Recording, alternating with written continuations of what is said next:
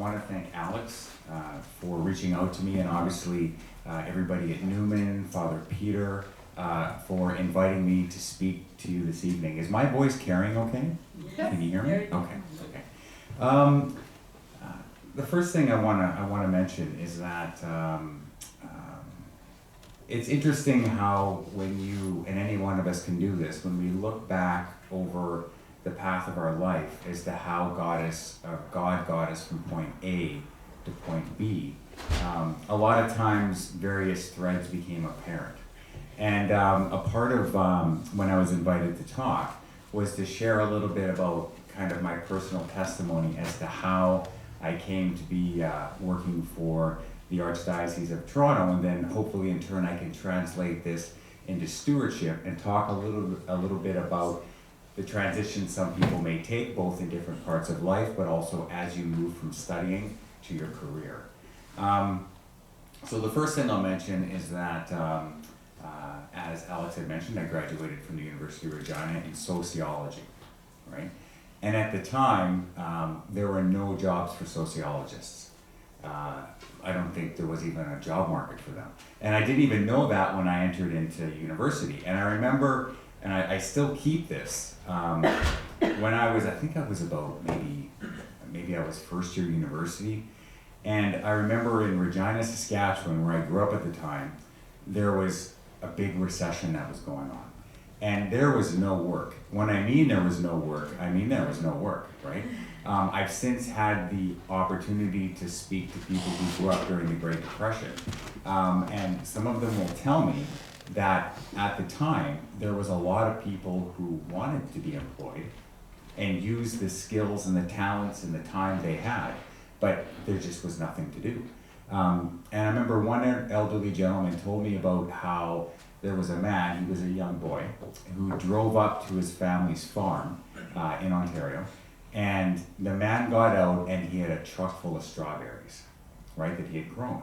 And he was trying to sell it to his mother, and his mother didn't buy it because they simply just didn't have the money. And the little boy, who was now a 96-year-old man that I was speaking to, told me that he watched the man weep on his car because he couldn't sell these strawberries, right? And there's nothing wrong with them. And so I think that was the first time he'd ever seen a grown man cry. And as a boy, that had a deep impact on him. And so I remember when I was in Regina, Saskatchewan, there was a big recession that hit. And I remember looking in the newspaper, and I kept this clipping, because I remember I was looking at it. Remember, I'm 18 years old, 19 years old, and I'm looking at it, and I wanted to work, but there was just nothing to do. And I'll read you the jobs. These were the jobs. My eyes aren't what they used to be, so excuse me. So the first one is part-time, full-time telephone canvasser, right? The second one was at 7-Eleven, which I think is the best one. This was in around Christmas time, right? So all the places, if they were hiring, right? And so there's one here for Christmas cash, delivering Christmas trees, but you had to have your own car, right? I didn't have a car, so it was kind of tough. The other one was work from home, right? Because y'all know we can make a ton of money working from home, right? And the last one was looking for full and part-time help. Please apply with resume to the Mohawk gas station. And I think I actually applied for that one, right? But I didn't get it, right? I didn't get it, right? And so, so the reason I taped it was because, and I kept it, was because I said to myself that the day I get a job, I'm going to be really grateful for the job, right? And if there's ever times where I'm mad, or my boss has really annoyed me, or I just don't want to do the work anymore, then I'll always have this to remind me of kind of rougher times, right? When you're kind of in rougher times. And I think it's always, when you're in those rough times, right, to remember that God's there with you, right?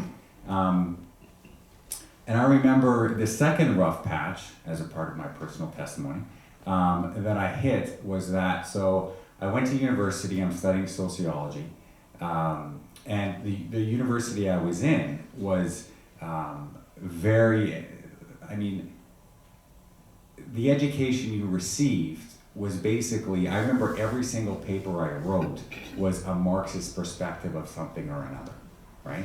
And so what happened is once you completed your degree, you developed a way of thinking from a Marxist perspective, and you didn't even realize it.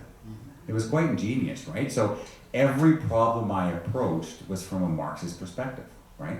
And so what happened is when you have that type of perspective, it makes working very difficult, right? Because you always feel as though somehow the man, right, is subjecting you to something.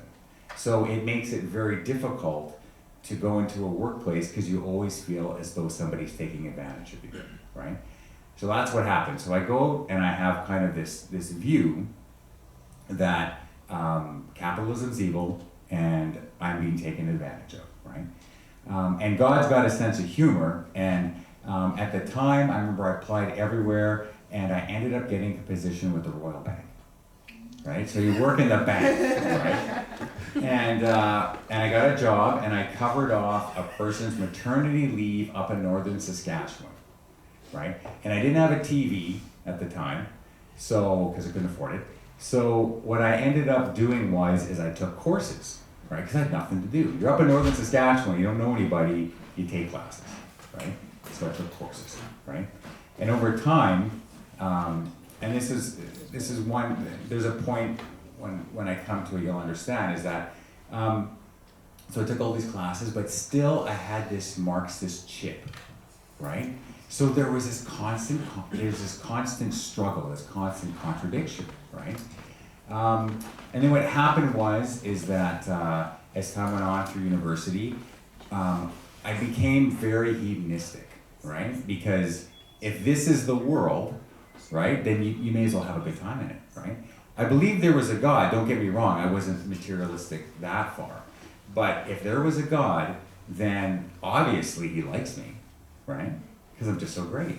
And if he likes me, then naturally he approves of what I do, right? And if he approves of what I do, well, then I may as well just do it, right? Some of my best friends were atheists. And the reason, and we used to stay up till like 6 in the morning debating the existence of God.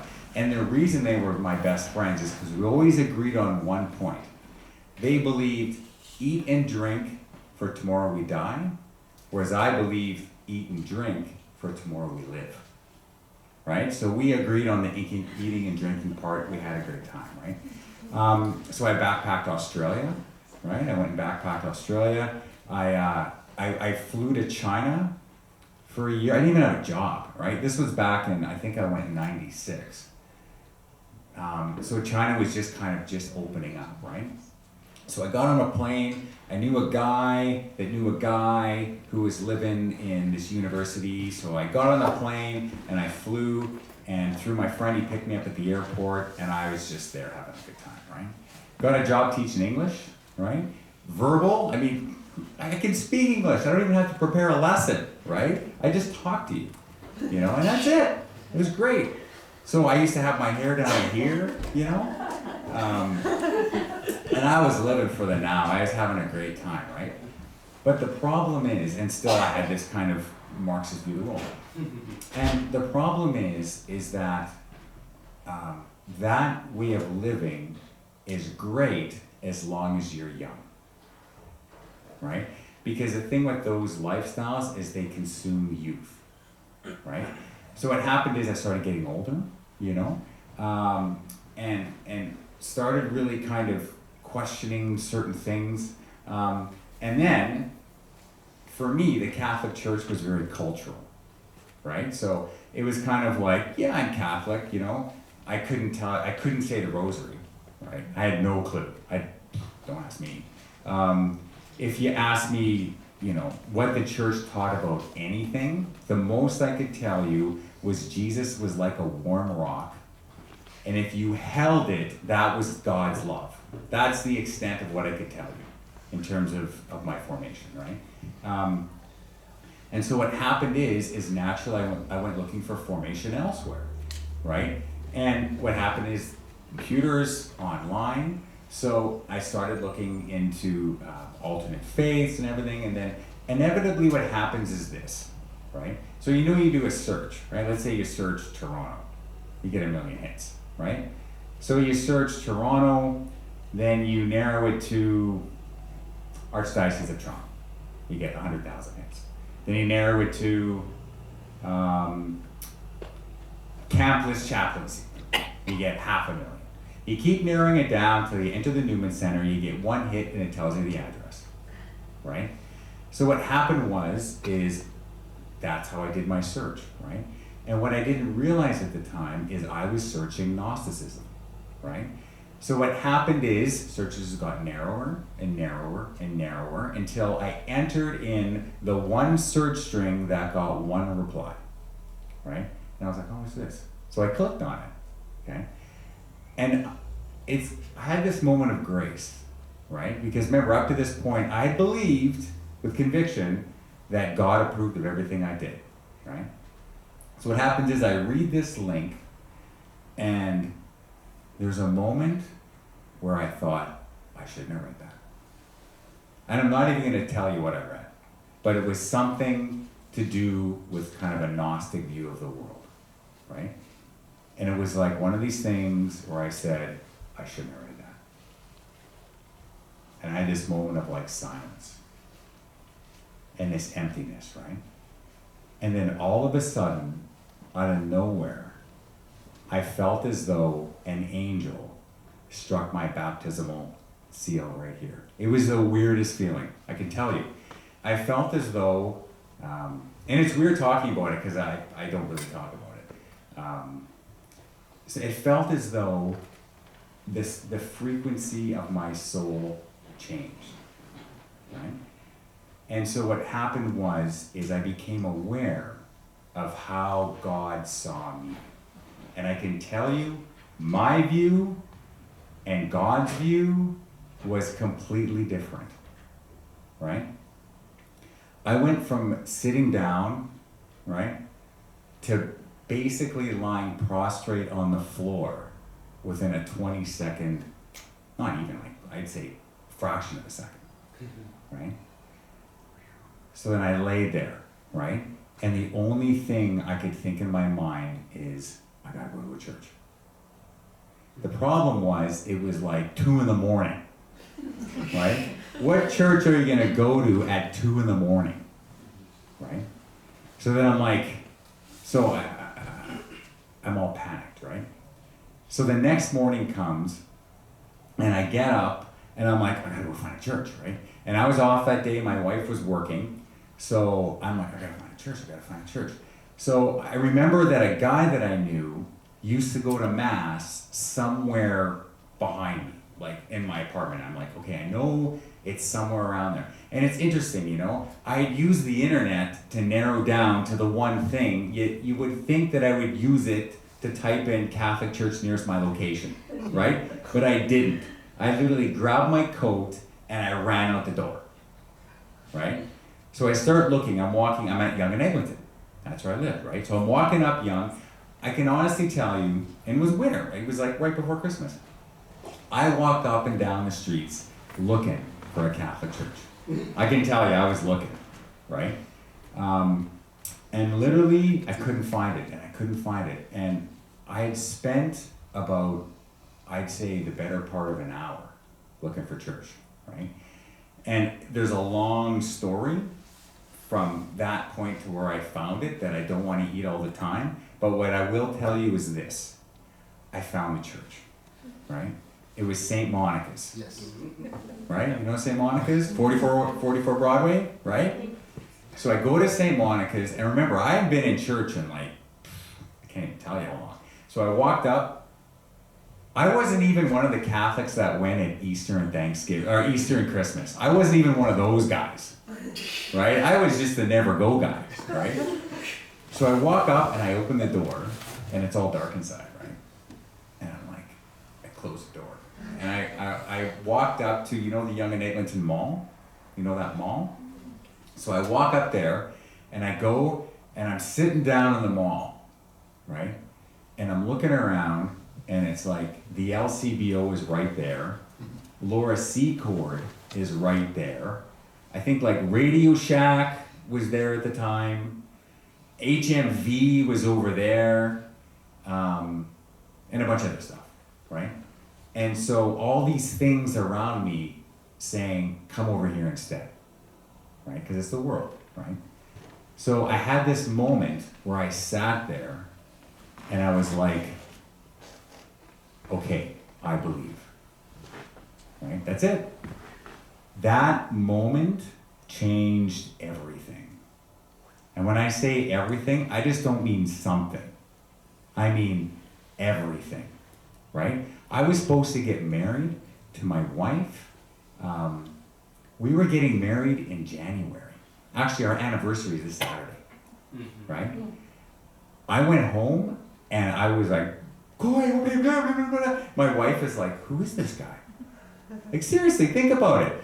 She's thinking, I don't know this guy anymore, right? My mother was like, who the heck? My brothers were like, what the heck is with you? Guys I knew, had known forever, they were like, there's something wrong with you. You've gone crazy, right? And so what happened was the event was so discombobulating, right, that you didn't have a structure with which to build any other belief system. You just didn't have any, right? You didn't even know what a hammer looked like, let alone how to build a house on this rubble, right? So then I started thinking, okay, all right, I believe, what am I called to believe, right? And then that's where the process of rebuilding began, right? And so, as I said, God has a sense of humor, right? So what happened is, over time, I left the banking industry, right? I started working with a charity downtown, and then there was an opening with the Archdiocese, and I didn't even know. Like, a friend of mine had encouraged me to apply, so I did, and then I got hired, right? And as the time went on, I consumed everything Catholic, right? If there was anything Catholic, I consumed it, right? And the problem though is as you're consuming, you have to make sure you're eating good food, right? Because there's some stuff out there, frankly, that's not that good, right? And there's stuff that is good, right? So you want to, like, I made sure, am I eating good stuff, right? Because remember, I had already built an entire house built on a falsehood. I didn't want to do it again, right? And so from this backdrop is how I want to talk about the stewardship of time and talent with you, okay? The first one is I don't know if anybody had the opportunity to go to Mass today, but it was the story of the lepers, right? And that story always has a significance to me. Whenever Jesus is out there healing lepers, it always has a significance, right? Because the interesting thing is that there's another story in Scripture where there's 10 lepers, right? So what happens, these 10 lepers come to see Christ, and what happens is Christ heals them, and they leave, right? One of the 10 comes back to say thank you, right? Now, it's interesting. Why would there be one out of the 10? 10%, right? And if you look at Scripture, 10% is continually used with giving something back to God, right? Tithing, as an example, right? You tithe 10%, right? With lepers, right? 1 out of 10 came back, 10%, right? And so when you see Scripture, it's full of that, right? When Abraham, before God set out to destroy Sodom and Gomorrah, right? And he was interceding with God. 50, I think it started off with 50, you know? He's like, if I can find 50 people, will you spare the city?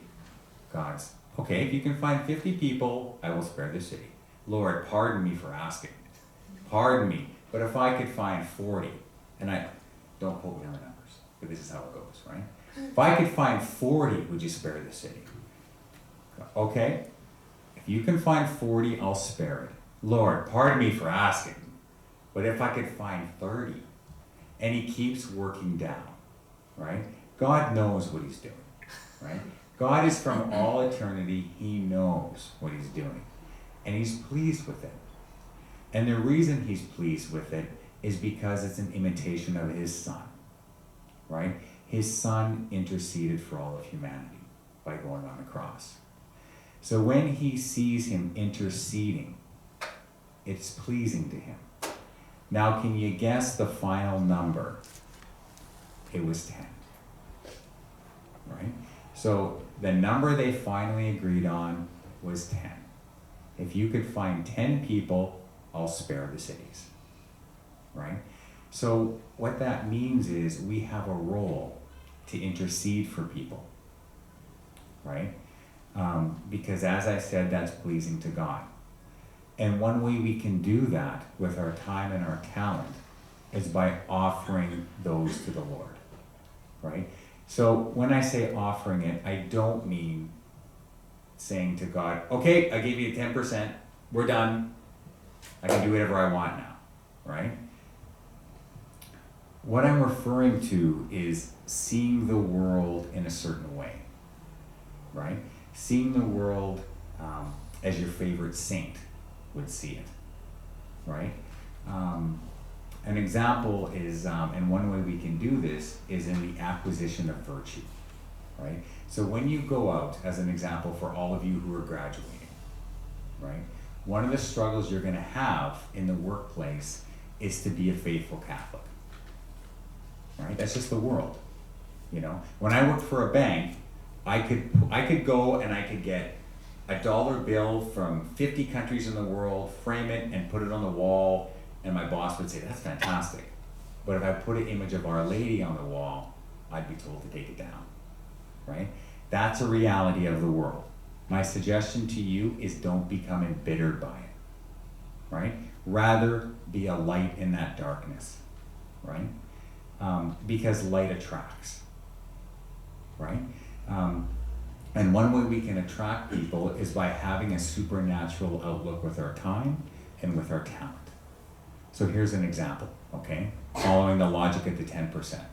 So let's say somebody phones you, you're at work, and it's somebody who really annoys you, right? In fact, you can't stand this person because maybe they stabbed you in the back a couple of times, right?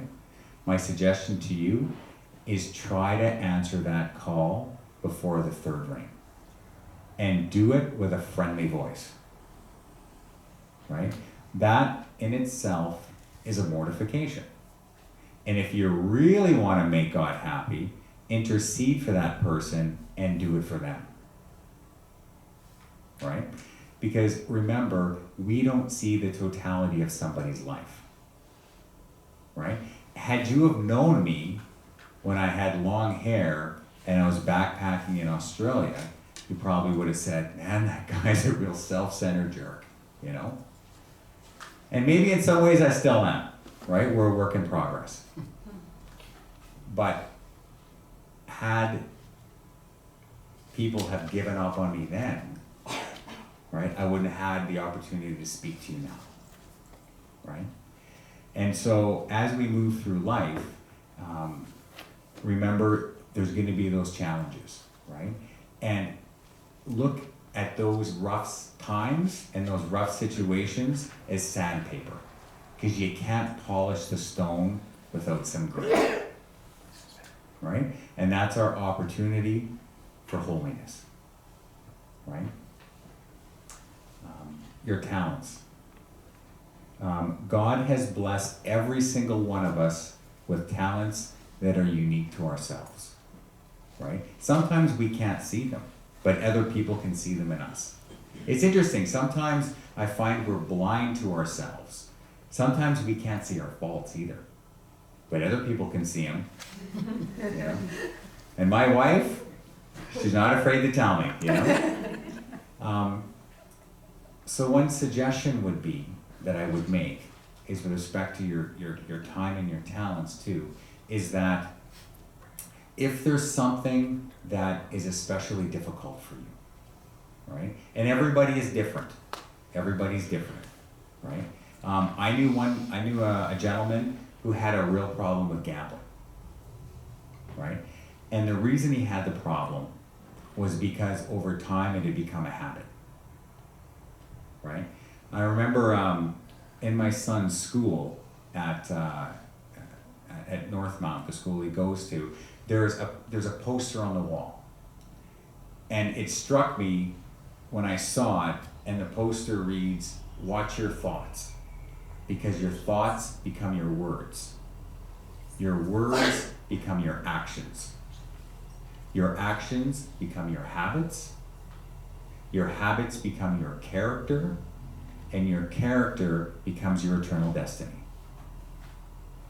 So one of the things we can do in interceding for others with our time is to say, okay, I have a bad thought about that person. I'm going to mortify it now. Because if I have a bad thought, I'm going to say something. And if I say something bad, then I could hurt that person's reputation. If I continue saying something bad, it's going to become a habit, right? And maybe I'll say it about other people. If it becomes a habit, then it's going to become a part of my character.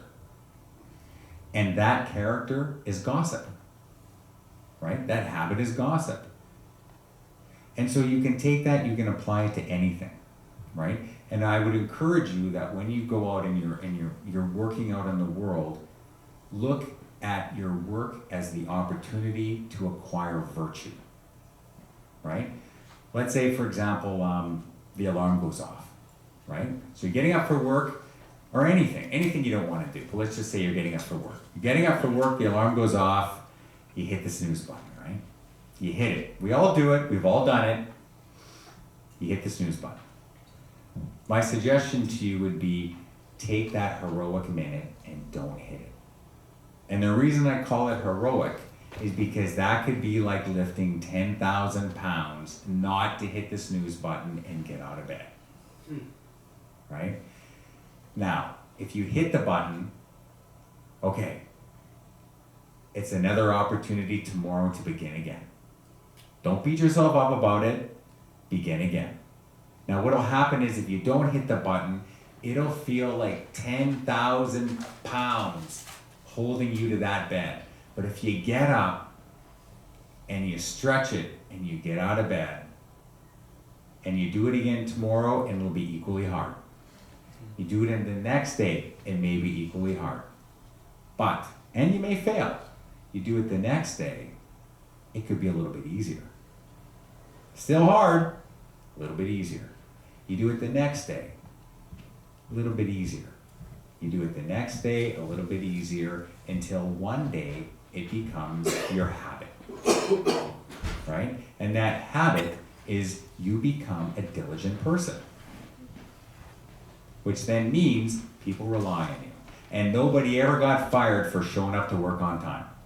I'll tell you that, right? Now you can take that and apply it to anything you need to work on in your career. It doesn't matter what it is, right? And it's a wonderful thought because it gives you a sense of ownership over your moral development, right? That you have that opportunity to cooperate with grace, and the moment where it's hard, that's when you offer it to God. Maybe for somebody you don't like, right? You intercede. And as time goes on, those rough sandpapers will make you smooth. Okay? Now I'll tell you, God wants us to be like his son. And his son was perfect. Right? Which means in our life, it will be the totality of our life. It'll be we're a work in progress. Right?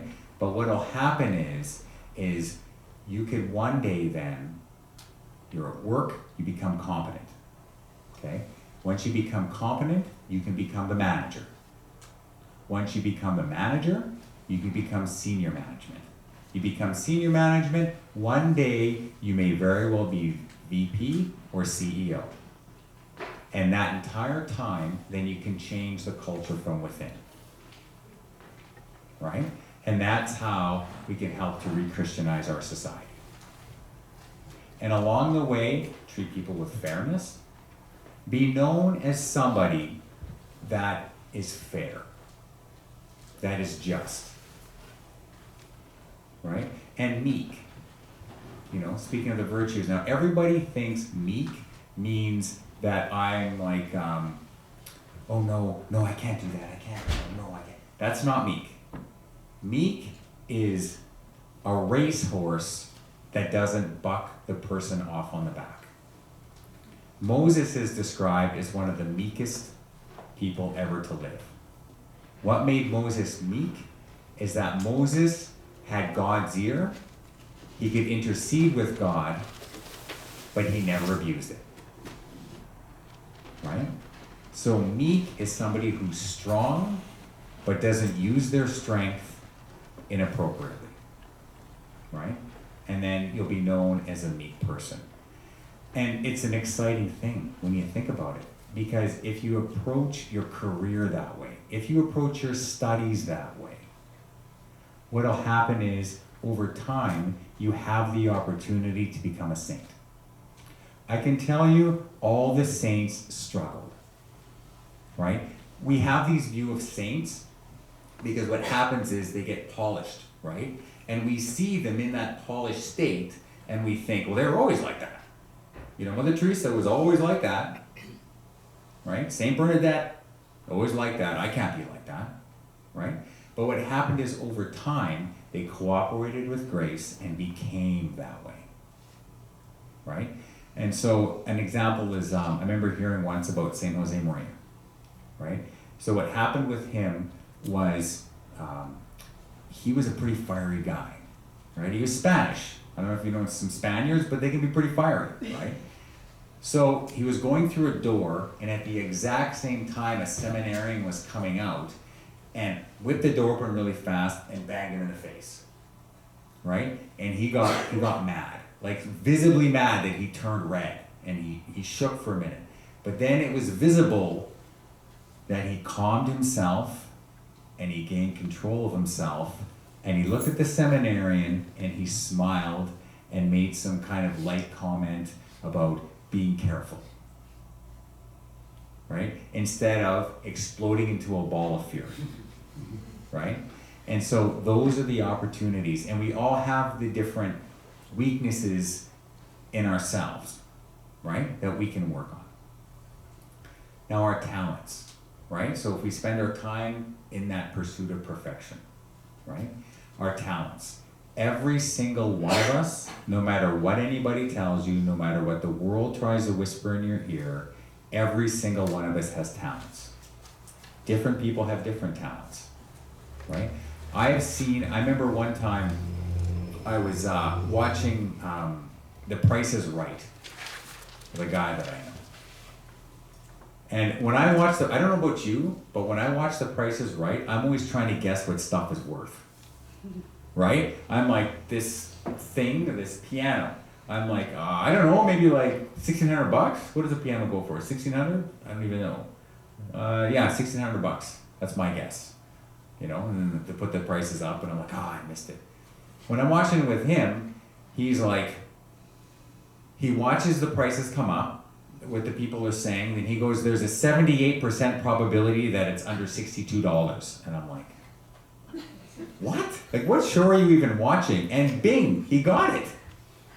Right? Like, he had a mind for statistics, and his job was that he used to analyze wells in Alberta to see what were the different probabilities of this well and the different measurements and everything, what fluids they can inject into that thing to get it to produce more. Right? I could never do that job. Right? But he could do it. Right? Because he had the mind for probabilities. Right? That is a God-given talent. Right? So then, if he had that God-given talent, how could he give that talent back in service to God? All of you in this room have talents. How do you give those talents back in service to God? For your development, obviously, in becoming a saint, but more importantly, to serve the Lord. You know, maybe you're really good at explaining things, right? I can tell you, I've sat in front of people who are not good at explaining things, and it's really tough.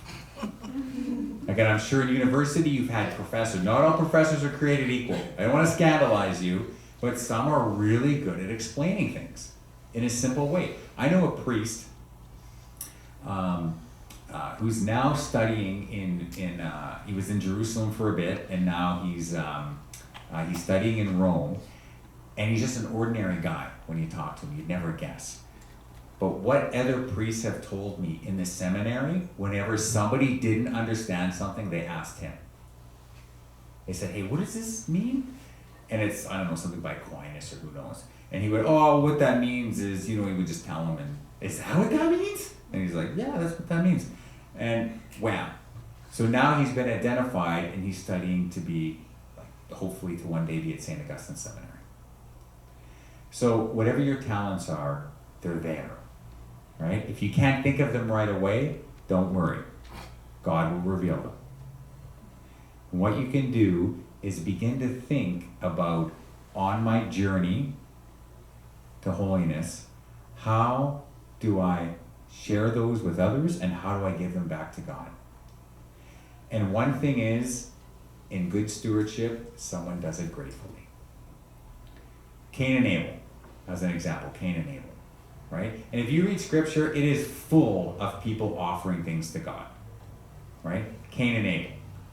Right? Cain offers his, it gets rejected. Abel offers his, it gets accepted. Why? For all you know, scripture doesn't say, for all you know, Cain had more stuff. I don't know. I don't know what they're, I don't know how much stuff they had. But it was the way it was offered. Right? I remember one time I was giving a presentation in one of the parishes. They asked me to come out and talk about estate planning, right? Because I have a financial background, right?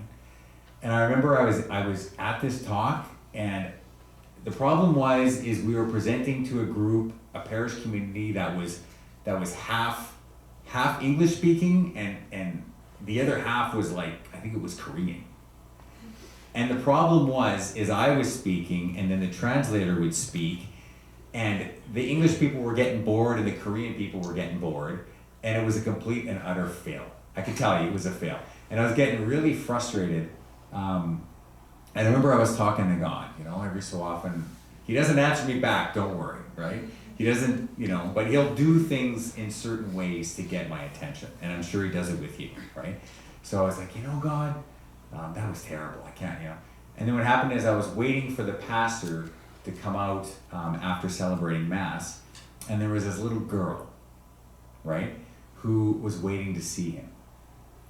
And so this little girl, and she was actually a mix. So you could tell that her mother was, I don't know, maybe her mother was Caucasian and her father was Korean, or the other way around, but she was a mix. And she was waiting there, and she was holding a leaf. Right? Because it was fall. There's leaves everywhere, right? She's holding this leaf. The pastor comes out, and Father Joseph is his name, and he said, oh, hello. And she said to him, Father, I was on the way to Mass, and I saw this and wanted to pick it for you. And she gave it to him, right? And he took it, right? Obviously he'll take it. And after he and I were going for lunch, and he made a point of saying, Quentin, just to wait a minute. And he took the leaf into the rectory. I don't know what he did with it. He took it in because he wanted to keep it. And he came back out and went for lunch. And it was fall, so there were leaves everywhere in Toronto. Right? Everywhere. But what made it special was the fact that she gave it to him. That's what made it special. So when you do something pleasing to God, don't worry about how small it is. Right? Hitting that snooze button or not hitting it, that is a gift that he finds beautiful. And you get up. Now, maybe some people in this room are called to a vocation. I don't know. There could be a priest in this room, I don't know.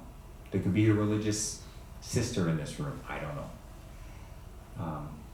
But whatever the vocation is, perhaps married life, right? Maybe we're called to a vocation in married life. I don't know.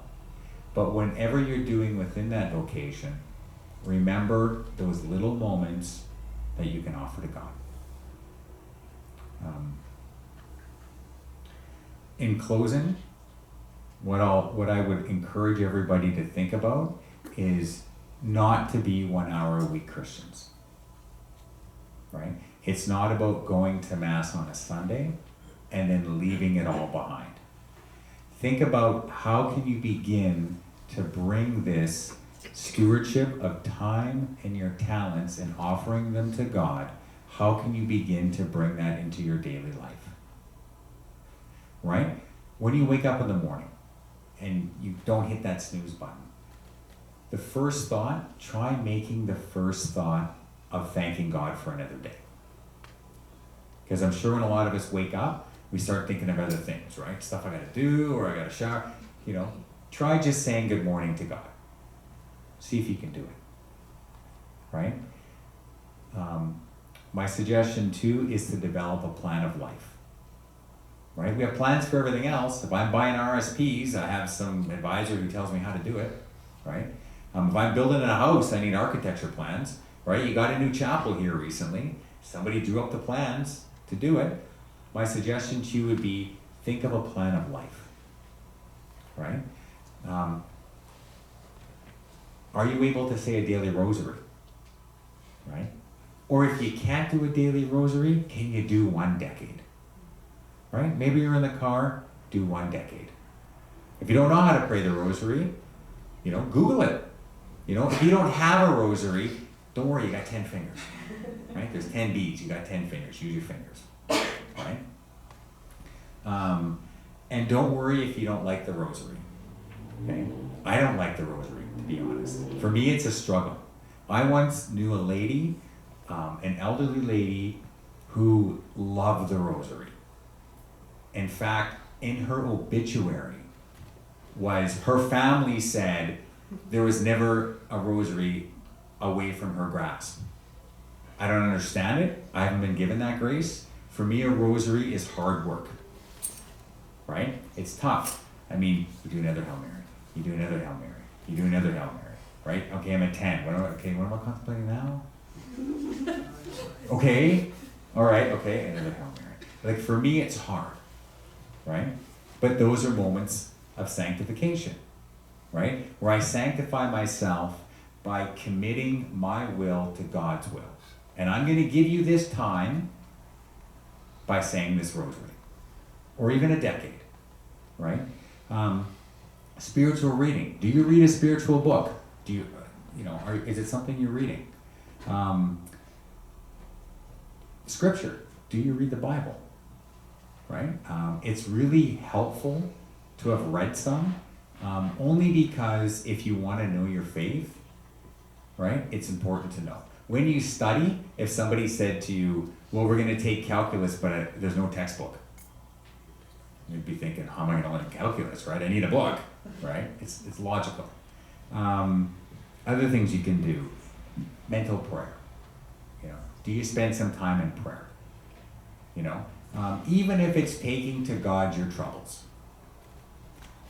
right? If there's something that's really bothering you in life, right? Do you talk to him about it? Even if, you just want to start complaining, talk to him, right? Because it's hard to have a relationship with somebody you don't talk to, right? I'm married. If I didn't talk to my wife, we wouldn't have much of a relationship. It's just logical, right? So yeah, definitely prayer and Mass, right? You have Mass every day here, right? If you can come to Mass just maybe once, if you're not coming, once beyond Sunday. So go on Sunday, maybe come one day, Before I came here tonight, I went to Mass, and because we have it, thank God, every lunch in the Chancery, and the readings today were about the lepers. And I gotta tell you, is that I really struggled tonight with sharing my testimony, right? Because I kind of didn't want to be honest, right? I'm like, oh, I don't know if I want to share that. It was so long ago, and then that's why, Alex, before I asked you, before I got up and I spoke, I'm like, so do you really want me to do this testimony thing? And she's like, oh yeah, people do it. And I'm like, all right, okay. And then at work, a bunch of people during the day kind of came up to me and, I could tell God was giving me a hint. Yeah, talk about it. You should talk about it. And then I'm like, okay, I'm just going to check with Alex just to make sure. And so I did. And so each one of us has a story. Each one of us has a special relationship with God. And each one of us has the time and the talent to be useful to Him. So I encourage you to uncover yours and use it. Thank you.